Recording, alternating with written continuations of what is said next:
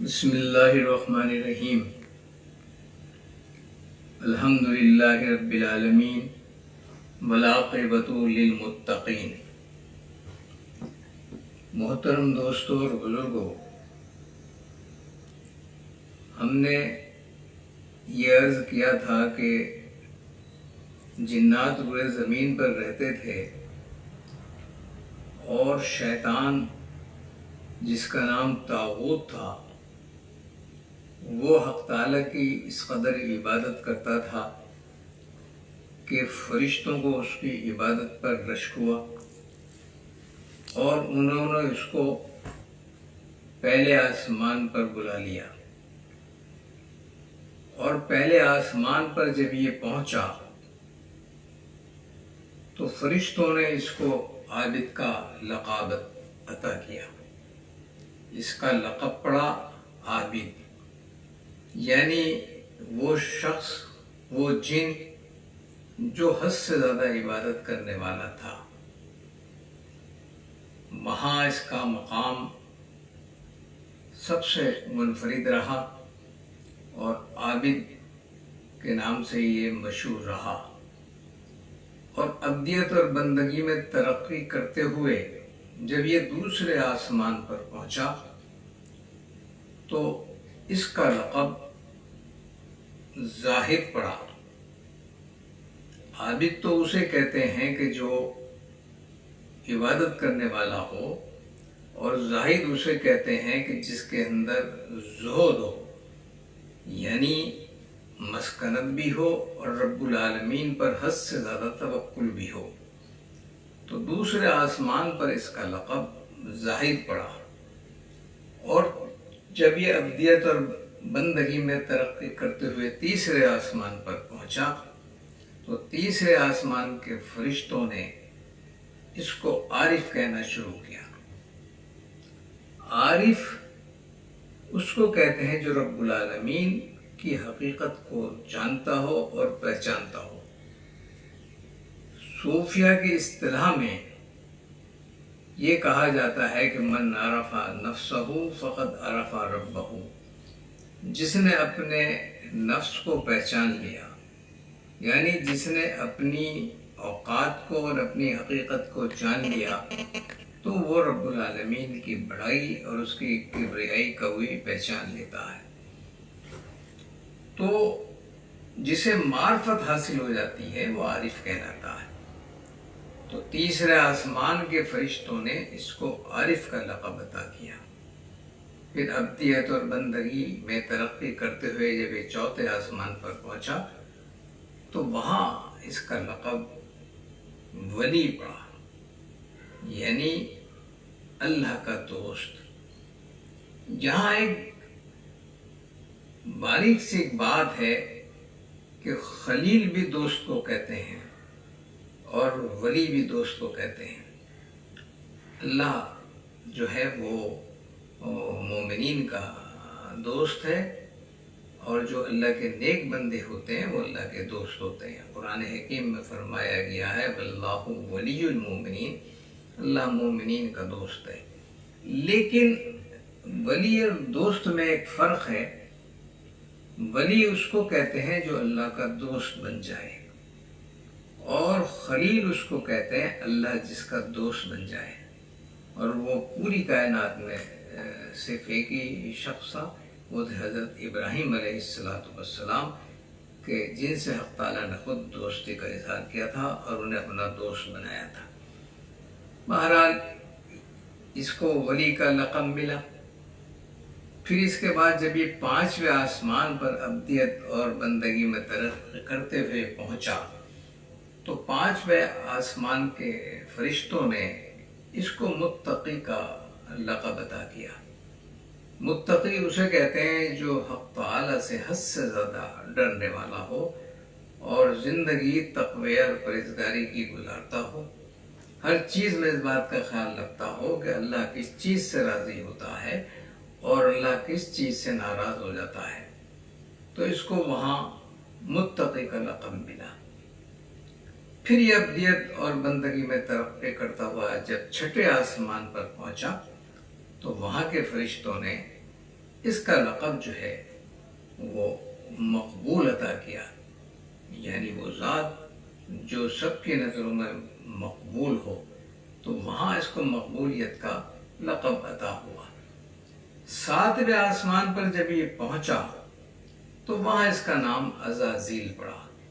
عبرانی زبان کا لفظ عزازیل اسے کہتے ہیں جس کے اندر ایک طرح کی انفرادیت ہو، اور جس کے اندر ایک طرح کی جو ہے وہ انفرادیت ہو، اور ایک طرح کی برگزیدگی ہو، اور ایک طرح کی مقبولیت اسے عطا ہو، جو دوسروں سے نمایاں ہو، دوسروں سے منفرد ہو، وہ عزازیل کہلاتا ہے۔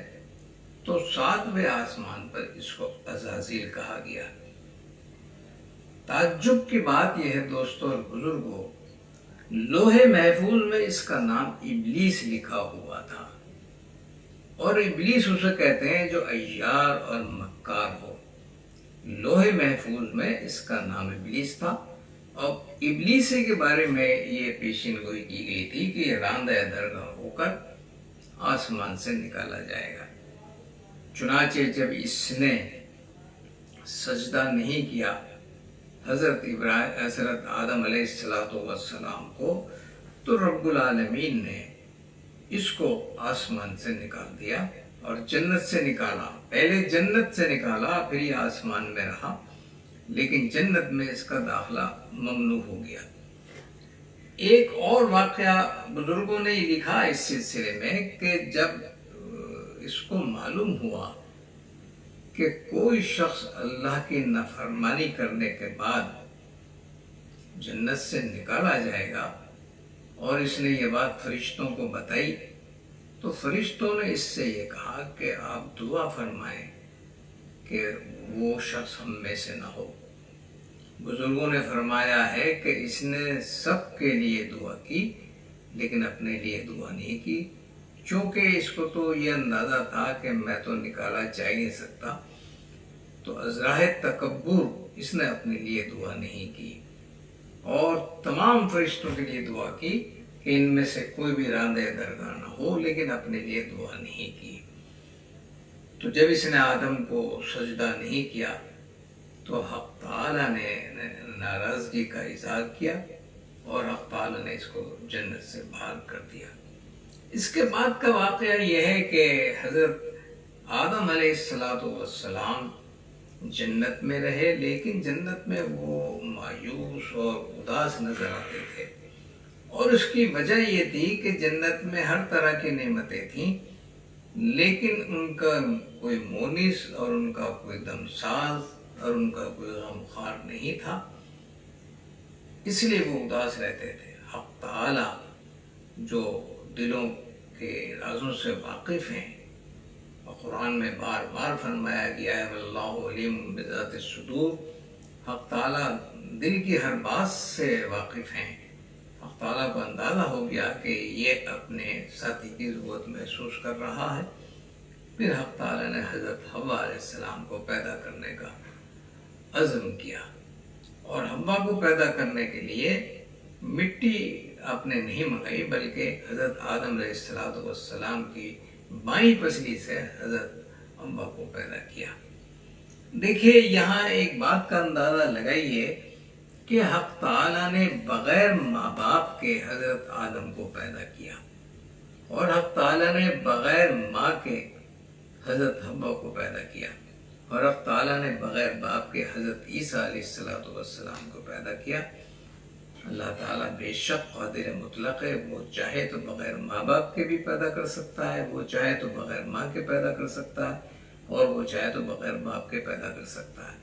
تو حضرت حوا علیہ السلام جب پیدا ہو گئیں اور ان دونوں کو جنت میں رہنے اور بسنے کا موقع عطا کیا حق تعالیٰ نے، لیکن حق تعالیٰ نے یہ فرمایا کہ وَلَا تَقْرَبَا هَٰذِهِ الشَّجَرَةَ فَتَكُونَا مِنَ الظَّالِمِينَ، کہ فلاں درخت کے قریب مت جانا، اور اگر تم دونوں اس درخت کے قریب چلے گئے اور اس کا تم نے پھل کھا لیا تو میں تم سے ناراض ہو جاؤں گا اور تم میری نافرمانی کے مرتکب ہو جاؤ۔ تو وعدہ کیا حضرت آدم نے حضرت حوا نے کہ ہم اس درخت کے قریب ہلکی سرکی نہیں جائیں گے۔ ادھر شیطان چونکہ جنت سے باہر تھا اور جنت میں داخل نہیں ہو سکتا تھا، اور وہ یہ چاہتا تھا کہ جس آدم کی وجہ سے میں جنت سے نکالا گیا ہوں تو میں اس آدم کو بھی جنت میں نہیں رہنے دوں گا۔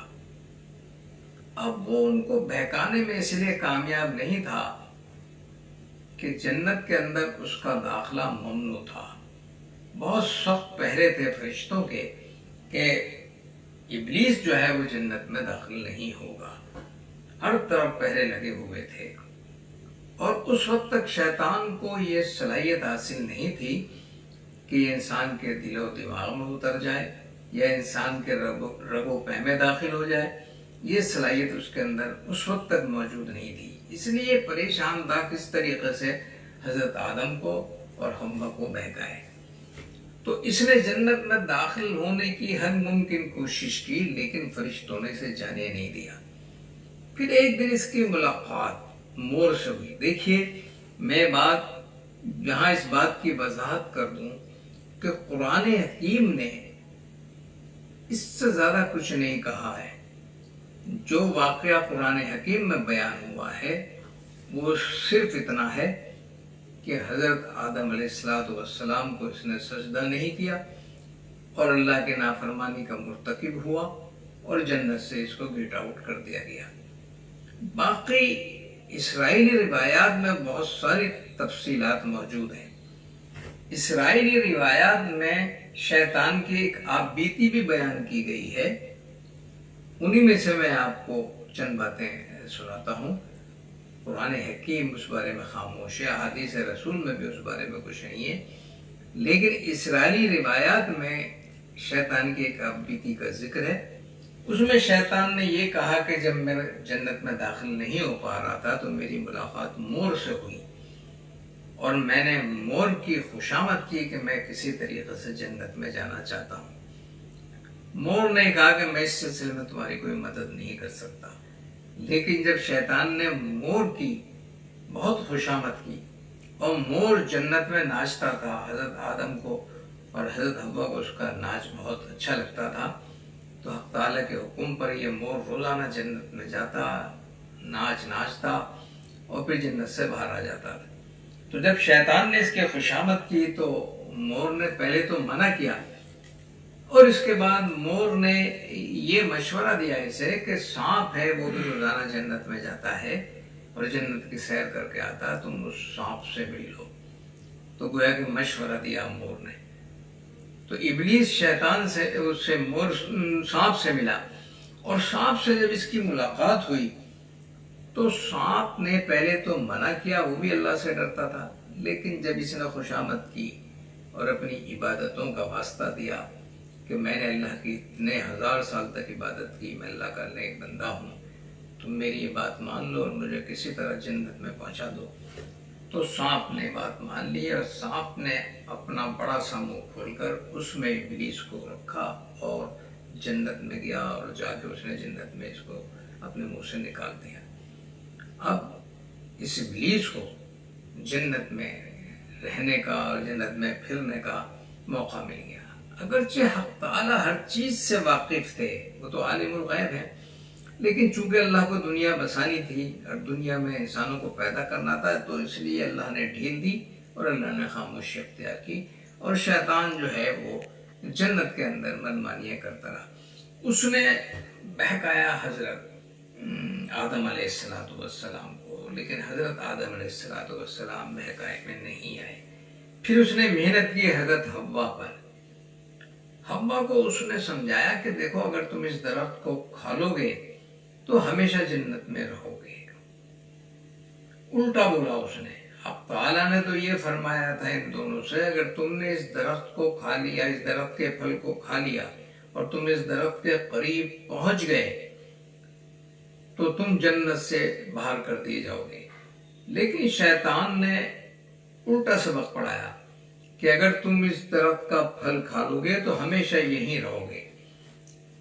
حضرت آدم تو بہکائی میں نہیں آئے تھے، لیکن حضرت حوا بہکائی میں آ گئی۔ پھر حضرت حوا نے شیطان سے کہا کہ تم میرے ساتھ چلو اور آدم سے ہم بات کرتے ہیں۔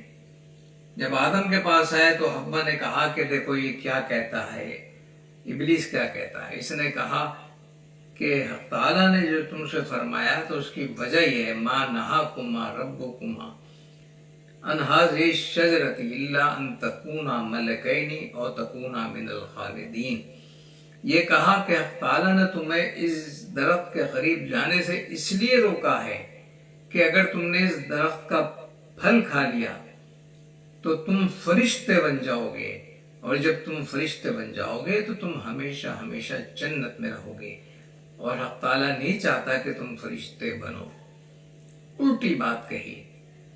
تو جب حضرت آدم علیہ السلام کے دماغ میں کچھ آئی، لیکن ابھی پوری طرح نہیں آئی تھی، تو اس نے قسم کھائی ابلیس نے، وَقَاسَمَهُمَا إِنِّي لَكُمَا لَمِنَ النَّاصِحِينَ، اور انہوں نے قسم کھا کر یہ کہا کہ میں قسم کھا کر یہ کہتا ہوں کہ تم اگر اس درخت کے قریب چلے جاؤ گے، اس کا پھل کھا لو گے تو یہ تمہارے حق میں مفید ہوگا۔ اور بھائی دیکھو میں تو نصیحت کر رہا ہوں، میرا اس میں کوئی فائدہ نہیں ہے۔ باہر کے حضرت آدم علیہ السلام بھی بہکائے میں آ گئے۔ یہاں مفسرین نے یہ لکھا ہے دوستوں اور بزرگوں کہ حضرت آدم حوا کے بہکائے میں نہ آتے تو قیامت تک کوئی شوہر اپنی بیوی کے بہکائے میں نہ آتا۔ تو حوا کے بہکانے سے حضرت آدم بہک گئے، اور جیسے انہوں نے اس درخت کا پھل کھایا فوراً جنت کی جو پوشاک تھی وہ اتر گئی، اور وہ دونوں ایک دوسرے کے سامنے برہنہ ہو گئے، اور ننگے جنت میں رہ نہیں سکتے تھے۔ شیطان تو وہاں سے بھاگ گیا، اور حضرت آدم کو اور حوا کو زمین پر اتار دیا گیا۔ اس کے بعد جب شیطان کو زمین پر اتارنے کا حق تعالیٰ نے حکم دیا تو حضرت آدم اور حوا تو بغیر کسی تعویل کے زمین پر آ گئے، لیکن شیطان نے شرطیں لگائیں، اور شیطان نے یہ کہا کہ میں نے ہزاروں برس تمہاری عبادت کی ہے، تمہیں سجدے کیے ہیں، ان کا مجھے صلہ چاہیے۔ تو حق تعالیٰ نے پوچھا تجھے کیا صلہ چاہیے؟ تو شیطان نے کہا کہ میری 4 خواہشیں ہیں، وہ چاروں خواہشیں میری پوری کریں آپ۔ حق تعالیٰ نے پوچھا کہ تیری خواہشیں کیا ہیں؟ تو شیطان نے کہا میری پہلی خواہش یہ ہے کہ مجھے قیامت تک کی زندگی دی جائے، میں اس وقت تک دنیا میں رہوں جب تک قبروں سے لوگ اٹھیں گے۔ حق تعالیٰ نے فرمایا کہ جا، ہم نے تجھے قیامت تک کی زندگی دی، تو قیامت تک نہیں مرے گا۔ تو شیطان جو ہے وہ قیامت تک کے لیے اس نے حق تعالیٰ سے مہلت لے لی۔ حق تعالیٰ نے پوچھا کہ تیری دوسری خواہش کیا ہے؟ تو شیطان نے کہا میری دوسری خواہش یہ ہے کہ مجھے آدم اور حوا کو بہکانے میں بہت محنت کرنی پڑی، کیونکہ مجھے ان کے روبرو جانا تھا، اور روبرو جانے کا مجھے موقع فراہم نہیں ہو رہا تھا۔ میں یہ چاہتا ہوں کہ میں انسان کے رگو پہ میں خون بن کے دوڑ سکوں، تاکہ تیرے بندوں کو بہکانا میرے لیے آسان ہو جائے۔ حق تعالیٰ نے اس کی یہ دوسری خواہش بھی پوری کر دی، اور فرما دیا کہ تیرے اندر یہ صلاحیت ہم نے پیدا کر دی ہے کہ تو انسان کے دل اور دماغ میں گھس جائے گا، اور انسان کے رگو پہ میں داخل ہونے کی تیرے اندر صلاحیت ہم نے پیدا کر دی ہے۔ پھر پوچھا حق تعالیٰ نے تیری تیسری خواہش کیا ہے؟ تو شیطان نے کہا کہ میری تیسری خواہش یہ ہے کہ میری اولاد جو ہے وہ انسانوں سے زیادہ ہو۔